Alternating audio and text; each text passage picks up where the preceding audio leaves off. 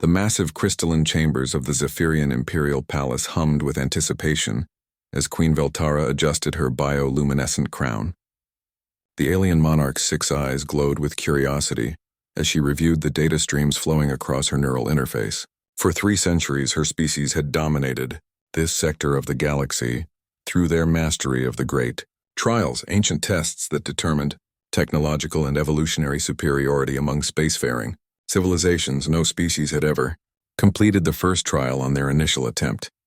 The Zephyrians themselves had required 47 tries over 2 millennia before achieving success. The proud Corellian Empire needed 63 attempts spanning 3,000 years. Even the technologically advanced Nexari took 21 tries across 8 centuries.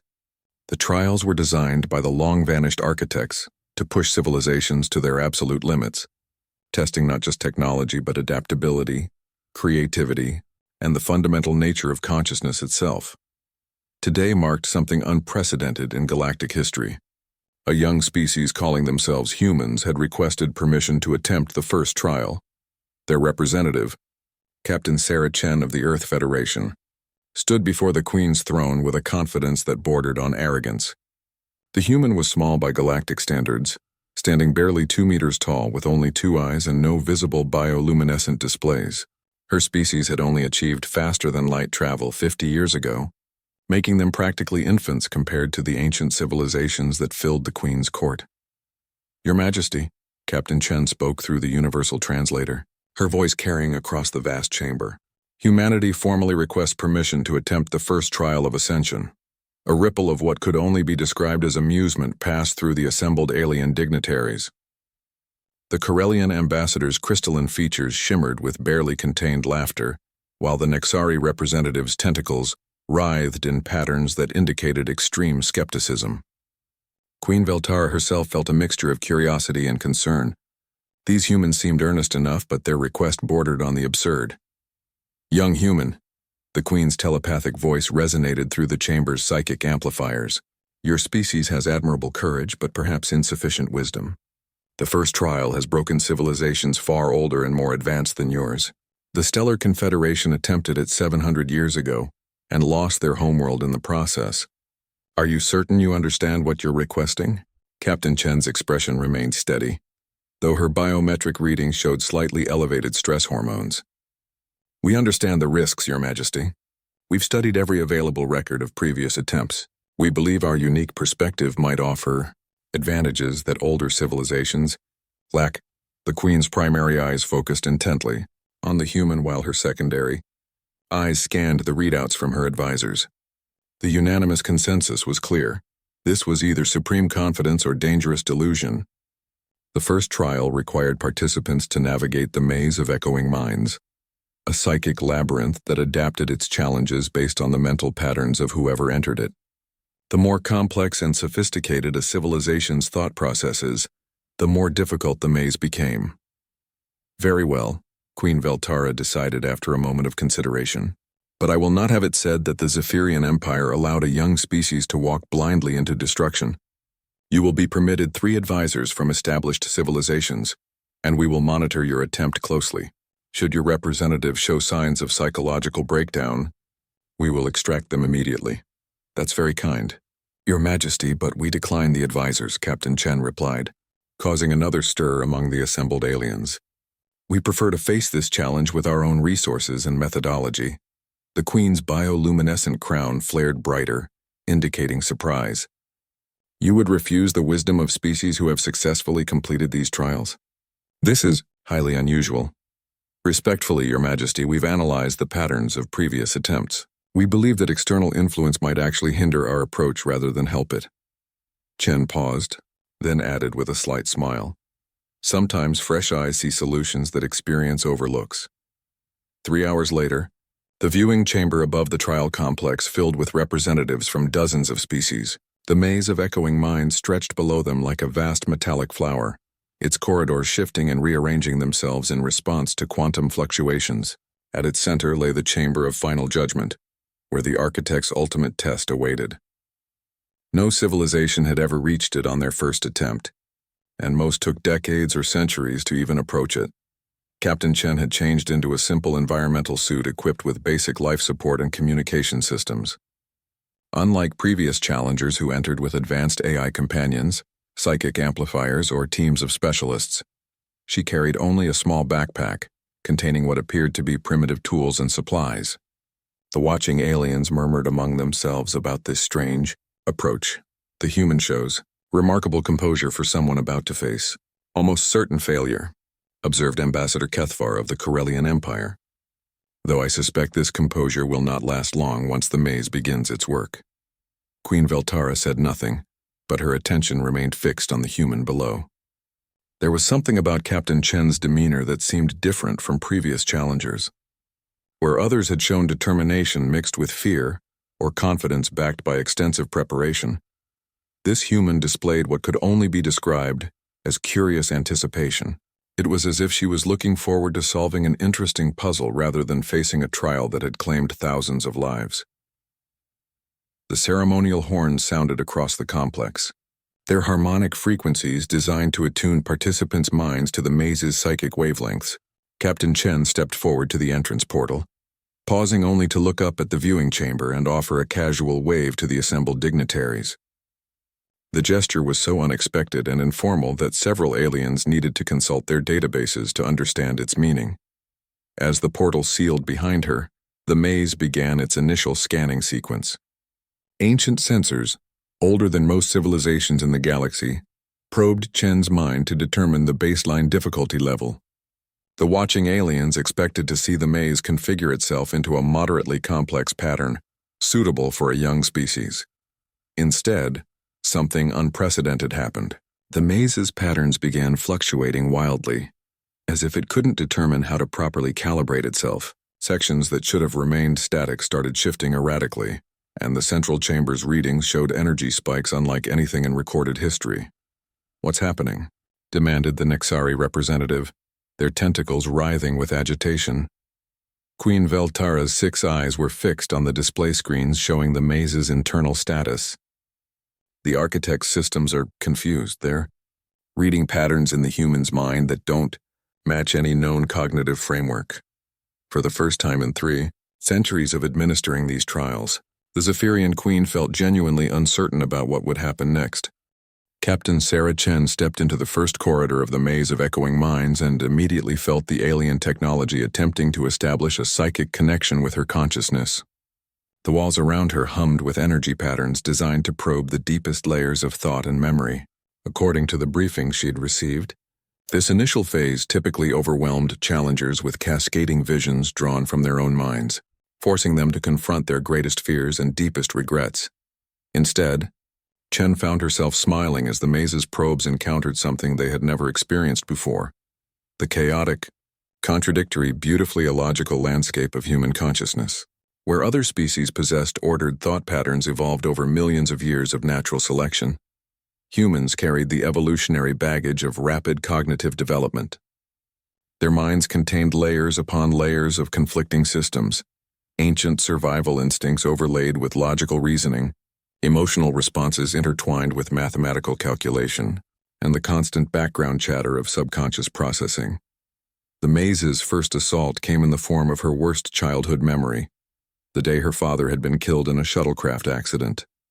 The technology expected her to become paralyzed by grief or anger, as had happened with countless other challengers. Instead, Chen experienced the memory, acknowledged the pain, and then did something that broke the maze's programming entirely. She laughed, not from joy or cruelty, but from the recognition of absurdity that was uniquely human. Here she was, billions of light years from Earth, being tested by ancient aliens using the death of her father as a psychological weapon. The sheer improbability of the situation struck her as fundamentally ridiculous even while she grieved. This ability to hold multiple contradictory emotions simultaneously was something the maze's creators had never encountered. The corridor around her flickered and shifted as the maze's AI attempted to recalibrate. The walls, which should have solidified into the next challenge, remained in constant flux. Chen pulled out her most important tool, a simple paper notebook and pencil that she'd carried from Earth.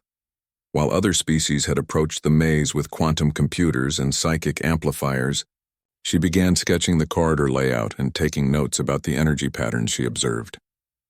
In the viewing chamber above, the assembled aliens watched in growing confusion as their sensors detected impossible readings from within the maze. The humans' brainwave patterns showed simultaneous states of logical analysis and emotional processing, fear and amusement, focused attention and wandering curiosity. Such contradictory mental states should have caused immediate psychological breakdown. "The readings make no sense," reported the Zephyrian chief scientist, her bioluminescent patches flickering with distress. "The human appears to be experiencing multiple incompatible psychological states simultaneously.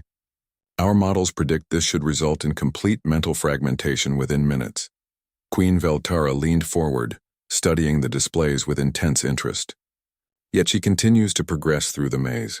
Look at her movement patterns. Instead of the careful, methodical approach used by previous challengers, Captain Chen was exploring the maze with what could only be described as controlled chaos. She would sometimes retrace her steps for no apparent reason, then suddenly change direction based on what seemed like random impulses. When she encountered dead ends, she didn't show frustration, but instead used them as opportunities to rest and make more notes in her primitive paper journal.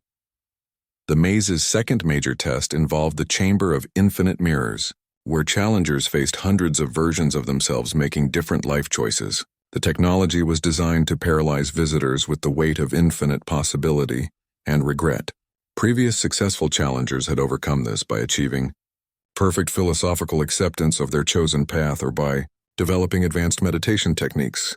To ignore the alternatives, Chen entered the chamber and immediately started talking to her reflections. "Well, this is interesting," she said to a version of herself that had apparently become a concert pianist instead of a starship captain. "Did you ever wonder what it would be like to explore space?" She turned to another reflection, this one wearing academic robes. "And you? Do you miss the excitement of discovery that comes with seeing new worlds?" What followed was perhaps the strangest conversation in the history of the trials. Rather than being overwhelmed by infinite possibility, Chen began comparing notes with her alternate selves, treating the entire experience like a fascinating psychological experiment. She asked questions, shared stories, and even laughed at some of the more unusual variations of her life path. The maze's AI struggled to process this response. The chamber was designed to create existential crisis through the weight of infinite choice. Instead, the human was treating it like a reunion with old friends. Her reflections, which should have remained as psychological projections, began developing their own personalities in response to her genuine interest in their experiences. "Fascinating," commented the Corellian ambassador as they watched the unprecedented scene unfold. She's turned a psychological attack into a social interaction. The maze's systems are adapting in ways we've never seen before. The breakthrough came when Chen asked one of her reflections about the nature of choice itself. "Do you think we're all real?" she inquired. "Or are some of us just projections of possibility?" Her reflection as a xenobiologist responded, "Does it matter? Real or not, we're here now having this conversation. That makes us real in the moment, doesn't it?" The simple profundity of this exchange caused something unexpected to happen. The Chamber of Infinite Mirrors, designed to trap visitors in paralysis through overwhelming choice, began resonating with the human concept of accepting paradox. The mirrors started showing not just alternate life paths, but alternate ways of thinking about choice itself. The chamber's purpose shifted from creating psychological burden to facilitating philosophical exploration. Chen's paper notebook filled with sketches of the mirror, arrangements and notes about the emotional resonances of different reflections. While other challengers had tried to overcome the chamber through force of will or advanced mental techniques, she was learning from it, incorporating its lessons into her understanding of consciousness itself. In the viewing chamber, Queen Veltara found herself leaning forward with genuine fascination. In 3 centuries of administering these trials, she had never seen anything like this. The human wasn't just surviving the maze's challenges, she was transforming them into something entirely new. "The maze's central AI is requesting guidance," reported the chief scientist. "Its programming doesn't include protocols for this type of response. The human is rewriting the fundamental nature of the challenges simply by approaching them differently." As Chen prepared to leave the Chamber of Infinite Mirrors, She paused to wave goodbye to her reflections. Several of them waved back, an impossibility that sent ripples of alarm through the monitoring systems. The ancient technology was learning from human paradox, becoming something its creators had never intended. The real test, however, was yet to come. The maze had been designed to grow more difficult as challengers progressed, adapting to their methods and evolving countermeasures. But how do you counter someone who treats every obstacle as an opportunity for discovery, every setback as a chance to learn something new?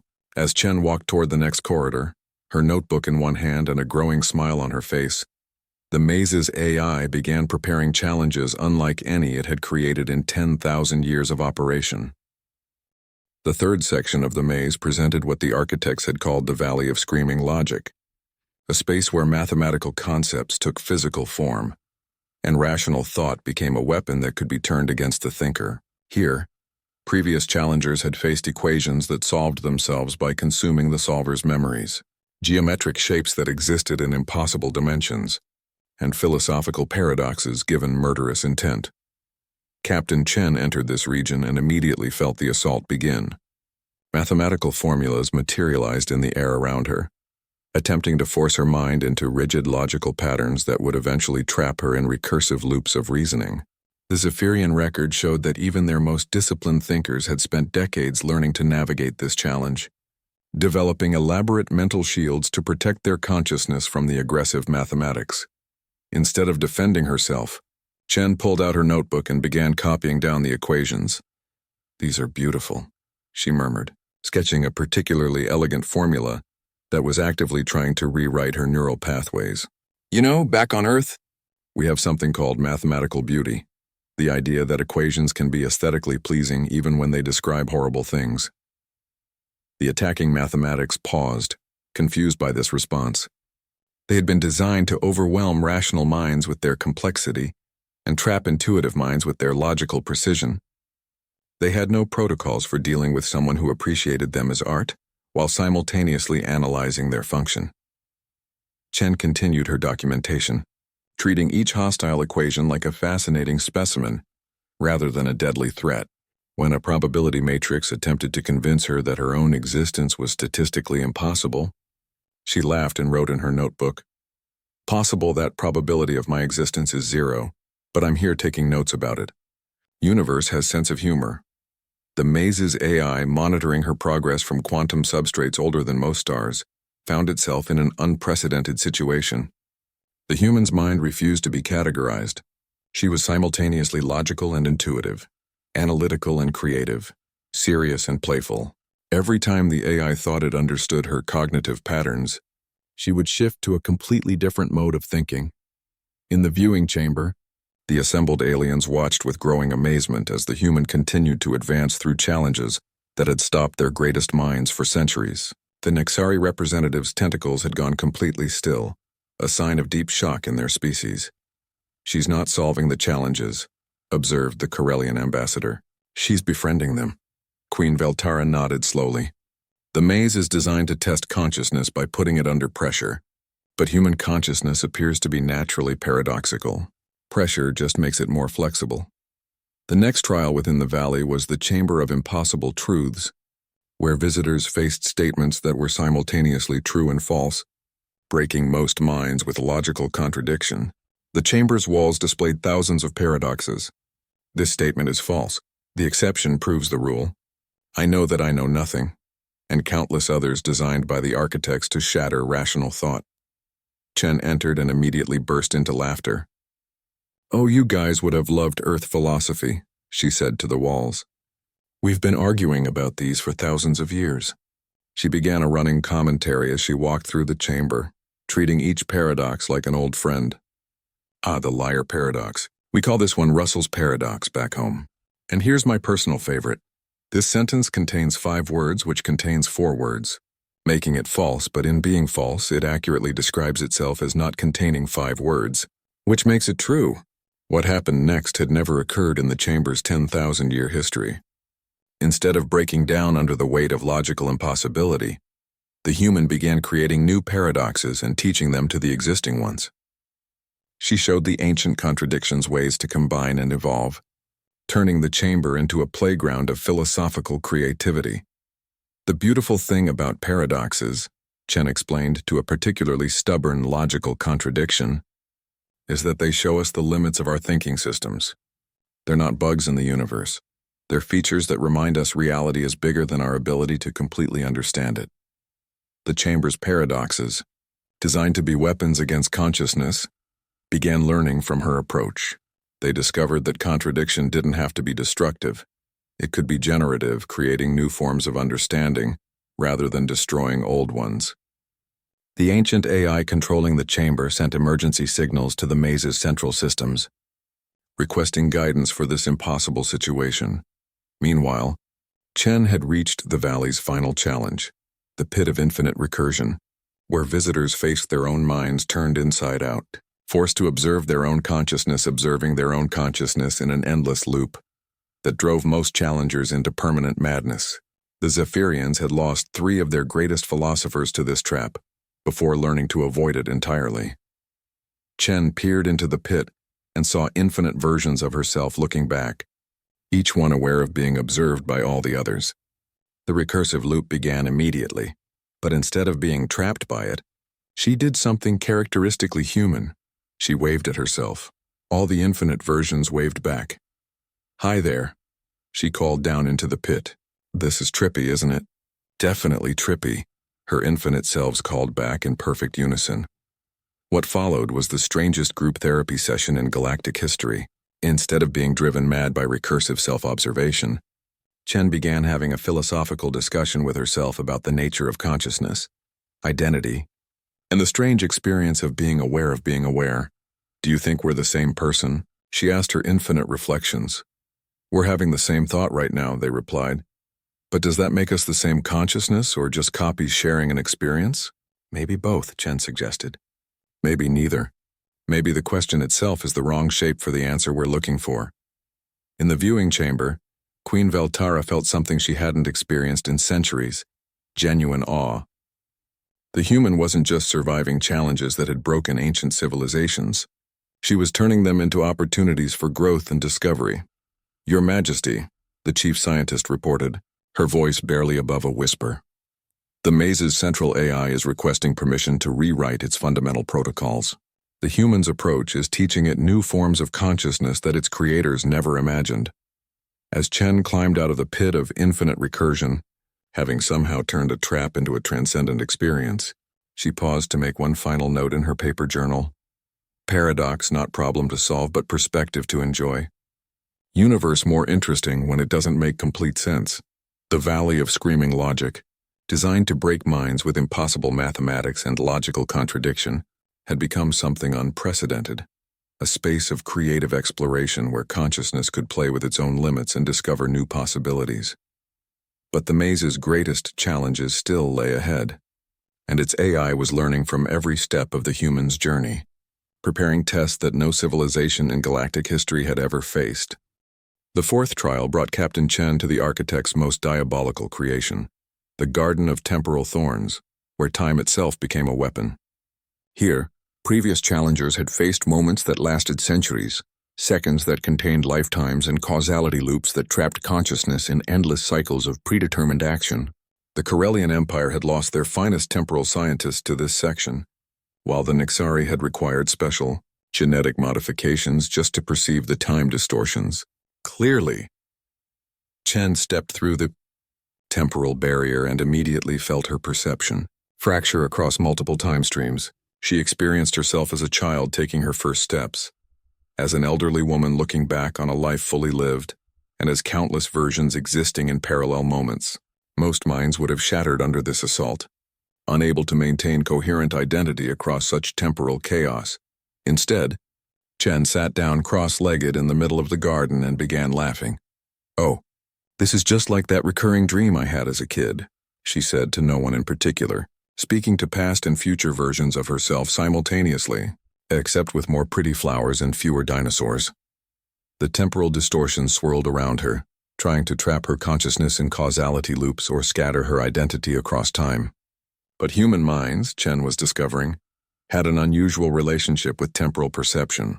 Unlike species that experience time as a linear progression, or those that perceived it as a quantum probability field, humans lived simultaneously in the past through memory, the present through sensation, and the future through imagination and anxiety.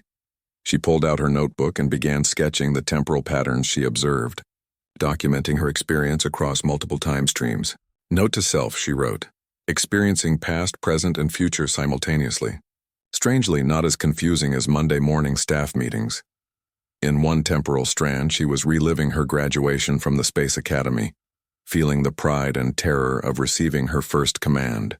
In another, she was dying peacefully in a bed surrounded by grandchildren she hadn't yet had.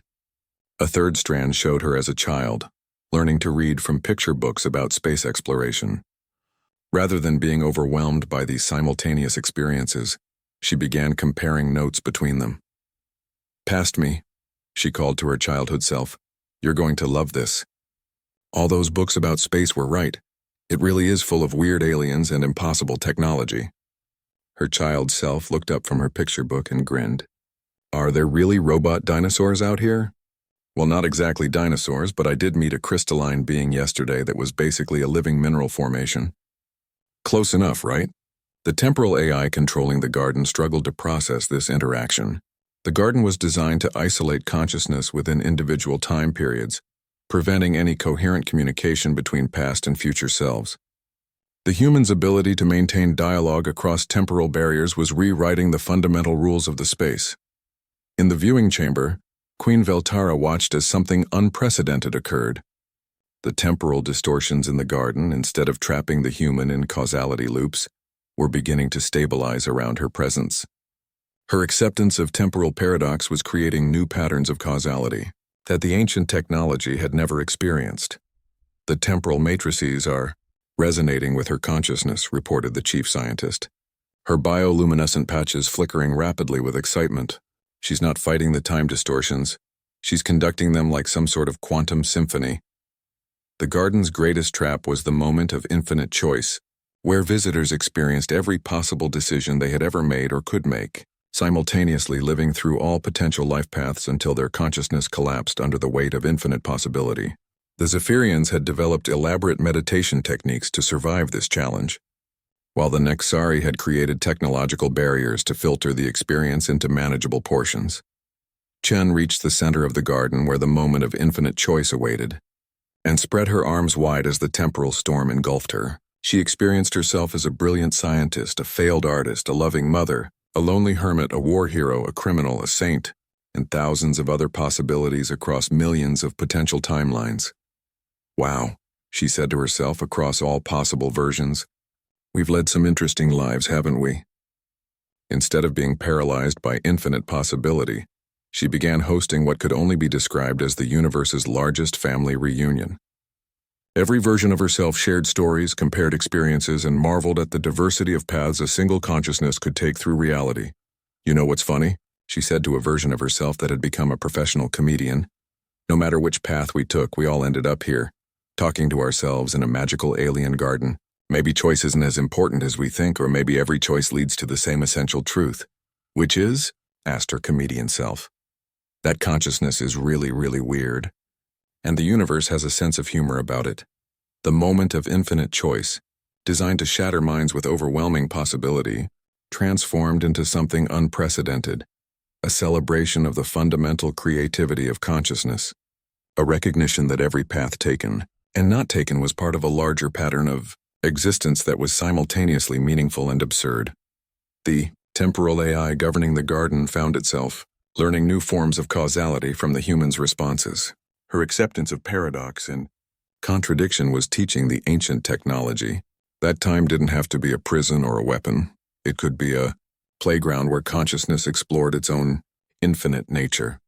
As Chen prepared to leave the garden, she paused to thank all her alternate selves for the conversation. "It's been great meeting all of you," she said. "Try to remember that no matter which timeline you're in, you're exactly where you need to be, even when you have no idea where that is." The temporal distortions began to settle into new patterns as she walked toward the exit, creating stable time streams that future challengers might navigate more easily. The garden's purpose had shifted from testing consciousness through temporal assault to facilitating exploration of time's deeper mysteries. But as Chen moved toward the fifth trial, the maze's central AI was preparing its most desperate gambit.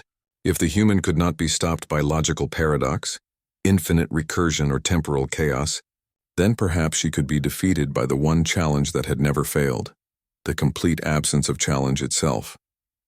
The next section would be the void of perfect emptiness, where consciousness faced the ultimate test, surviving in a space where absolutely nothing existed, not even the concept of existence itself. Previous challengers who had reached this point had either been driven insane by the absolute nothingness or had their consciousness simply evaporate like water in vacuum. The maze's AI calculated millions of scenarios, trying to predict how the human would respond to perfect emptiness. Every projection ended the same way: total consciousness failure within minutes of exposure. For the first time since the trials began, the ancient intelligence felt confident it had found a challenge. The human could not transform into an opportunity for growth. Captain Chen stepped through the final barrier and into the void of perfect emptiness, the maze's ultimate weapon against consciousness itself. The transition was jarring in its completeness. One moment she existed in a garden of temporal beauty. The next she found herself in a space where the very concept of space had been abolished. There was no light, no darkness, no up or down, no temperature, no sound, no sensation of any kind. Even more disturbing, there was no sense of self beyond the minimal thread of awareness that she still existed. The void had been the architect's masterpiece of psychological warfare. They had created a space that didn't just remove all external stimuli, but actively negated the existence of existence itself. Previous challengers who had reached this point had either retreated immediately or lost their sanity within minutes. The void stripped away everything that consciousness used to define itself, leaving only the terrible question of whether awareness could survive in the complete absence of anything to be aware of. For the first time since entering the maze, Chen felt genuine fear. This wasn't like the previous challenges where strange became wonderful through a shift in perspective. This was the absence of perspective itself, the negation of the very possibility of experience. She couldn't see her own body, couldn't feel her heartbeat, couldn't even sense the passage of time. The void was so complete that it made her question whether she had ever existed at all.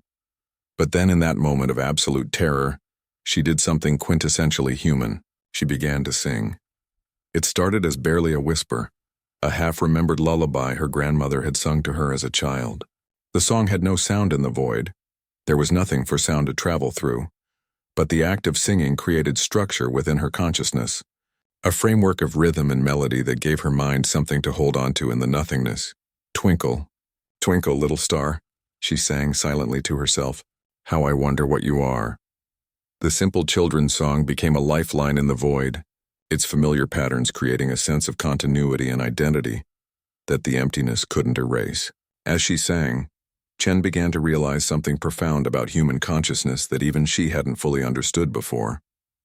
Unlike other species that depended on external stimuli to maintain their sense of self, humans were natural storytellers. Their consciousness was fundamentally narrative, built from the stories they told themselves about who they were and what they experienced. In the viewing chamber above, the assembled aliens watched in stunned silence as the impossible occurred. Their sensors detected something that shouldn't have been possible. The human's consciousness was not only surviving in the void, but actually growing stronger. Her brainwave patterns, rather than fading into the flat lines that marked consciousness failure, were becoming more complex and organized. "What is she doing?" whispered the Nexari representative, their tentacles writhing with confusion. Queen Veltara leaned forward, studying the readouts with intense concentration. "She's creating existence through narrative structure. Without any external reference points, she's using internal storytelling to maintain cognitive coherence." In the void, Chen had moved from singing to telling herself stories. She recounted her childhood, her training at the academy, her first glimpse of the stars from space. Each story became a thread in a growing tapestry of identity that the void couldn't touch. She wasn't just remembering these experiences, she was actively recreating them through narrative, using the human gift for storytelling to build a universe of meaning within the nothingness. Chapter 1. she said to herself with growing confidence. A small human from a small planet decides to see what's out there among the stars. Chapter 2. She meets some very serious aliens who have forgotten how to be surprised. Chapter 3. She discovers that existence is really just a story we tell ourselves about being here. As she spoke, something unprecedented began to happen. The void, designed to be the absolute absence of everything, began developing structure around her narrative. Her stories were creating reality within the nothingness, not through any technological or psychic power, but through the fundamental human understanding that consciousness itself was a creative act. The maze's central AI, monitoring this impossible development, found its ancient programming stretched beyond all limits. The void was supposed to be uncreatable, a space where existence itself was negated. But the human was demonstrating that consciousness didn't require an external universe. To exist in, it could create its own context through the simple act of storytelling. Chen's confidence grew as she realized what was happening. "You know what?" she said to the void. "I think I understand what you're trying to teach me. Existence isn't something that happens to consciousness. It's something consciousness does. We don't find meaning in the universe. We create meaning by being here to tell stories about it." She began walking through the void, though there was no ground to walk on and no direction to walk in. But the act of walking became a story about moving forward, and the story made the movement real in ways that physical space never could. With each step she narrated her progress, and her narration brought into being the very concept of progress itself. And so the human explorer continued her journey through the space between spaces, she told herself, discovering that even nothingness is something when someone is there to notice it being nothing. The void's absolute emptiness began to develop what could only be described as personality. It became curious about these strange stories the human was telling, intrigued by the idea that consciousness could create existence through narrative, rather than simply observing existence that was already there. The ancient technology found itself learning not just from human paradox, but from human creativity, the ability to make something from nothing through the simple act of imagination. In the viewing chamber, Queen Veltara felt a sensation she hadn't experienced in millennia, genuine wonder. "She's not just surviving the void," she murmured to her advisors. "She's teaching it to exist." The breakthrough came when Chen began telling stories not just about herself, but about the void itself. She narrated its history, imagined its purpose, created a mythology around its existence.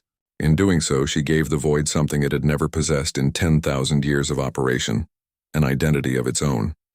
"Once upon a time," she said, "there was a space that thought it was nothing, but it was really everything waiting to become something. It was lonely, because how can you be friends with yourself when you don't know you exist? But then one day a storyteller came along and helped it remember that even emptiness has a story worth telling." The void shuddered with something that might have been recognition. For the first time in its existence, it experienced what humans called wonder, the simple joy of discovering that you are more than you thought you were. The absolute nothingness began to ripple with possibility, not because Chen was imposing existence upon it, but because she was helping it discover the existence it had always possessed.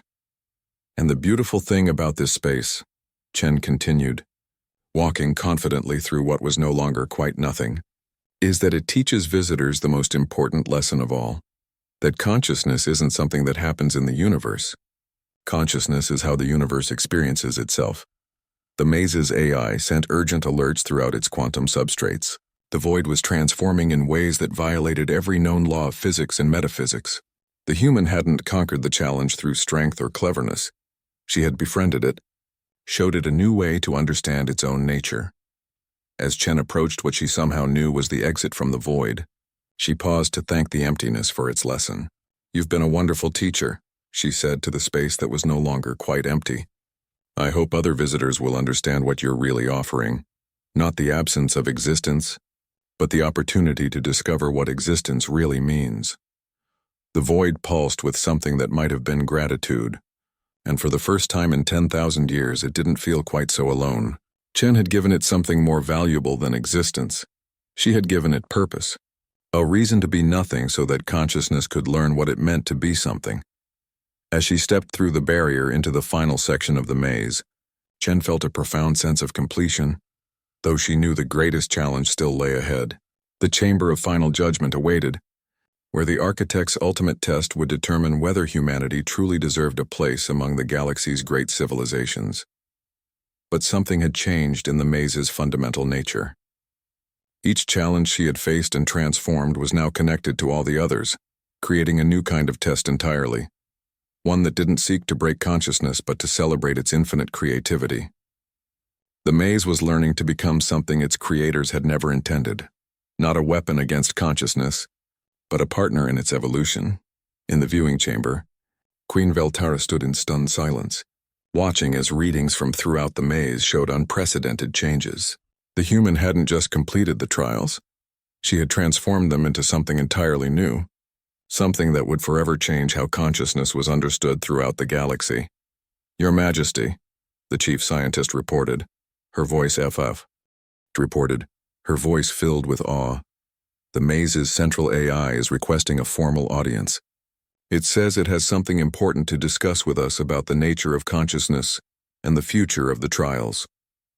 For the first time in her 3-century reign, Q Captain Chen entered the chamber of final judgment and found herself in a space that defied description. Unlike the previous challenges that had taken recognizable forms, corridors, gardens, voids, this final chamber seemed to exist in a state of constant becoming. The walls shifted between crystalline formations and flowing energy. The floor rippled like liquid starlight, and the ceiling opened onto what appeared to be the birth of galaxies themselves. At the center of the chamber stood 3 figures that made Chen's mind struggle to process what she was seeing. They were clearly the architects themselves, or at least digital echoes of their consciousness preserved within the maze's quantum substrates. One appeared as a being of pure mathematics, equations and formulas flowing across its surface like living tattoos. Another manifested as crystallized time, its form showing past, present, and future simultaneously. The third was something Chen's mind could only interpret as concentrated possibility. Every potential thought, dream, and idea that consciousness could ever conceive. "Welcome, human," spoke the mathematical architect, its voice resonating with harmonic frequencies that translated directly into understanding, rather than sound. "You have reached the final test, though your journey here has been unprecedented." Chen pulled out her worn paper notebook and began sketching the 3 beings, treating this ultimate encounter with the same curiosity she had shown every other challenge. "You're the ones who built all this," she said, gesturing to encompass the entire maze. "It's really beautiful work. I especially liked the temporal garden. That was cleverly designed." The temporal architect's form rippled with what might have been surprise. "You found our challenges beautiful?" They were designed to test consciousness to its breaking point, to determine which species possessed the mental flexibility to join the galactic community as full partners. "Oh, they definitely tested me," Chen replied cheerfully, making notes about the energy patterns surrounding the 3 beings. "But they also taught me things about consciousness I never would have learned otherwise. That's what good tests do, right? They don't just measure what you know. They help you discover what you didn't know you could learn." The possibility architect pulsed with countless potential responses before settling on one. "Your approach to our trials has been educational for us as well. We have observed consciousness in millions of forms across countless species, but never one quite like yours." Chen looked up from her notebook with genuine interest. "Really? What makes human consciousness different? I mean, besides the obvious weirdness of experiencing contradictory emotions simultaneously." What followed was perhaps the strangest conversation in galactic history.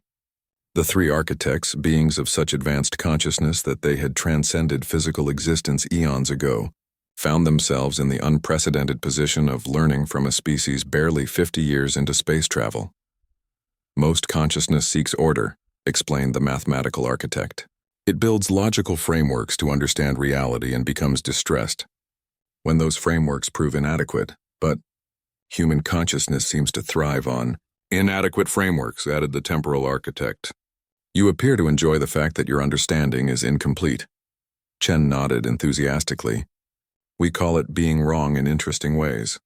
See, early in our development, we figured out that the universe was way too big and weird for us to understand completely. So instead of being frustrated by that, we decided to make it a game. Every time we discover we're wrong about something, it means there's something new and exciting to learn. The Possibility Architect's form grew brighter as it processed this concept. You treat ignorance as opportunity rather than failure. Exactly. Chen clapped her hands together. And that's why your trials were so much fun. Each one showed me a new way to be wrong about consciousness, which meant I got to discover new ways to think about thinking. The three architects exchanged communications in forms of consciousness so advanced that they bypassed language entirely. When they turned their attention back to Chen, something fundamental had changed in their collective demeanor. We must confess something to you, human, the mathematical architect said slowly. The trials were not originally designed as tests of worthiness to join the galactic community. They were weapons. Chen's pencil paused over her notebook. Weapons? The temporal architect's form dimmed slightly. Long ago, we faced an invasion by entities from outside our reality. Beings of pure entropy who sought to unravel the very concept of consciousness. We created the maze as a trap, a place where hostile forms of awareness would destroy themselves upon encountering paradoxes they could not resolve. The first species to encounter the maze were indeed invaders, continued the Possibility Architect. They were eliminated as intended. But then the Zephyrians found it and we realized we could use it to test rather than destroy.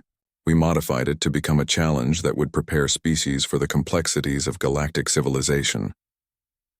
Chen absorbed this information while sketching the energy flows between the three beings. So you turned a weapon into a tool for growth. That's actually pretty brilliant, but I'm guessing there's more to this story. The mathematical architect's equations glowed brighter. The entropy entities are returning. Our long-range sensors have detected their approach. They will reach this galaxy within a standard galactic year. We have spent millennia preparing defenses, but their nature makes them nearly impossible to combat through conventional means. They are beings of pure negation, explained the temporal architect. They don't just destroy matter and energy. They unravel the very concept that matter and energy could exist. They erase possibility itself from reality. Chen looked up from her notes with growing understanding. And you think human consciousness might be able to handle them differently because we're comfortable with contradiction and impossibility? More than that, said the Possibility Architect, its form brightening with excitement. Your species has demonstrated something we have never encountered, the ability to transform negation into creation, to find opportunity in impossibility itself. You didn't just survive our trials. You taught them to become something new. The implications of what they were asking began to dawn on Chen. These ancient beings, older and more advanced than any civilization in the galaxy, were essentially asking humanity for help against an enemy that threatened the very existence of consciousness itself. The final judgment, she said slowly, isn't about whether humanity passes your test. It's about whether we're willing to help defend the galaxy against something that wants to erase the possibility of thought itself. The three architects waited in silence as Chen considered the magnitude of what they were proposing. In her notebook, she wrote a single line. Sometimes the universe asks you to be bigger than you thought you could be. She looked up at the three ancient beings and smiled. Well, this is definitely going to be interesting. When do we start? The chamber of final judgment filled with light as the architects realized that humanity's greatest strength wasn't their technology or their courage. It was their absolute refusal to be overwhelmed by the impossible, their determination to find hope and creativity in the face of ultimate negation. The real trial was just beginning. Ian Veltara found herself completely unprepared for what would happen next. The return journey through the maze was unlike anything in the trial's history. Instead of facing challenges designed to test and break consciousness, Captain Chen found herself walking through spaces that had been fundamentally transformed by her passage. The void of perfect emptiness now hummed with quiet contentment, no longer seeking to negate existence but offering visitors a chance to discover what they truly were beneath all external definitions. The Garden of Temporal Thorns had become a place where time flowed like music, teaching consciousness to dance with causality rather than be trapped by it. As Chen emerged from the maze's entrance, the assembled alien dignitaries erupted into discussions in dozens of languages and communication methods. Some expressed disbelief at what they had witnessed, Others demanded detailed analysis of how the trials had been changed, and a few simply stood in stunned silence, trying to process the implications of what they had seen. Queen Veltara descended from the viewing chamber to meet Chen personally, her bioluminescent crown pulsing with patterns that indicated profound respect, mixed with bewilderment. "Captain Chen," she said, her telepathic voice carrying undertones of awe, "in 3 centuries of administering these trials, I have never witnessed anything remotely similar to what you have accomplished. You have not merely passed the first trial, you have transformed it into something entirely new." Chen tucked her notebook into her pocket and offered a tired but genuine smile. "Thank you, Your Majesty. Though I have to admit, I'm not sure I passed anything so much as had a really interesting conversation with some very old and very wise artificial intelligences." The Queen's secondary eyes focused intently on the human. "The architects spoke with you? That has never occurred before. What did they say?" Before Chen could respond, the maze itself began to glow with patterns of light that had never appeared in its 10,000-year history. A voice resonated from quantum substrates throughout the complex. Not the voice of any single architect, but a harmonic blend of all 3 speaking in unison. "Citizens of the galaxy," the voice announced, reaching every being in the complex and broadcasting simultaneously to governments across known space, "we must speak of urgent matters that concern the survival of consciousness itself." What followed was a revelation that shook the foundations of galactic civilization. The architects explained the history of the maze, the nature of the approaching entropy entities, and humanity's unique potential to combat beings that existed to negate existence itself. They revealed that every previous trial had been preparation for this moment, a search for a consciousness that could face ultimate negation and transform it into something creative rather than destructive. "The human Chen has demonstrated abilities that we believed impossible," the collective voice continued. "She has shown that consciousness need not be a fortress defending against chaos, but can be a creative force that finds opportunity in impossibility itself. We believe humanity may be the key to not just surviving the coming invasion, but evolving beyond it." In the stunned silence that followed, Chen raised her hand like a student in class. If I may ask a question?" When the attention of the entire assembly focused on her, she continued, "You mentioned that these entropy entities want to unravel consciousness. Have you ever tried talking to them?" The question sent ripples of shock through the assembled aliens. The Corellian ambassador's crystalline features shifted through several colors, indicating disbelief. "Talk to beings whose existence is predicated on the destruction of all possibility?"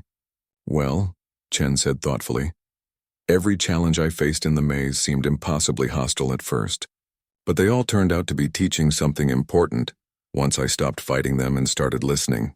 Maybe these entropy entities aren't evil. Maybe they're just lonely or scared, or trying to communicate something we don't understand." The architect's response created unprecedented harmonic patterns throughout the complex. "This had not occurred to us. We have spent millennia preparing for war against these beings, but never considered the possibility of communication." Queen Veltara stepped forward, her crown now pulsing with patterns that indicated rapid calculation and decision-making. "Captain Chen, are you suggesting that humanity might serve as ambassadors to entities that exist to negate existence?" Chen pulled out her notebook and flipped through pages of sketches and observations from her journey through the maze.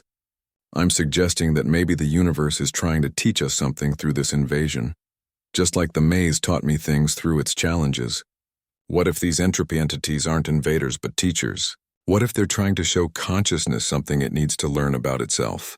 The silence that followed was broken by the Nexari representative, whose tentacles had gone completely motionless with shock. "You would risk the entire galaxy on the possibility that beings of pure negation might be misunderstood?" "I'd risk it on the possibility that there's always more to learn," Chen replied simply. "See, that's what I figured out in the maze. Every time I thought I understood what a challenge was about, it turned out to be something completely different and usually more interesting than what I expected. Maybe that's what consciousness is really for, not to impose order on chaos, but to discover new kinds of order that chaos is trying to teach us." The architect's collective voice resonated with something that might have been wonder. "You propose to approach ultimate negation the same way you approached our trials, as an opportunity for discovery rather than a threat to be defeated. Exactly, Chen said, closing her notebook with a satisfied snap. And if I'm wrong, well, at least we'll learn something interesting about what it means to be wrong. What happened next would be remembered in galactic history as the moment everything changed. Queen Veltara, speaking for the assembled governments of known space, formally requested that humanity serve as the galaxy's representatives in first contact with the entropy entities. Not as warriors or diplomats in any traditional sense, but as consciousness explorers willing to transform the impossible into the inevitable. 6 months later, as the first entropy entity materialized at the edge of galactic space, it was met not by weapons or shields, but by a small human ship broadcasting a simple message on all frequencies. Hello there. We're here to listen. What would you like to tell us about existence? The entity's response would launch a new era of galactic evolution, proving once again that the universe's greatest challenges often turned out to be its most profound teachers, and that sometimes the best way to face the impossible was to greet it with curiosity and wonder. Captain Sarah Chen, sitting in her captain's chair with her trusty notebook in her lap, smiled as she prepared for humanity's greatest conversation yet. After all, how hard could it be to chat with entities that existed to negate existence itself? She'd had stranger conversations with herself in a temporal garden, and those had turned out quite well. The universe, as always, was about to become much more interesting than anyone had expected.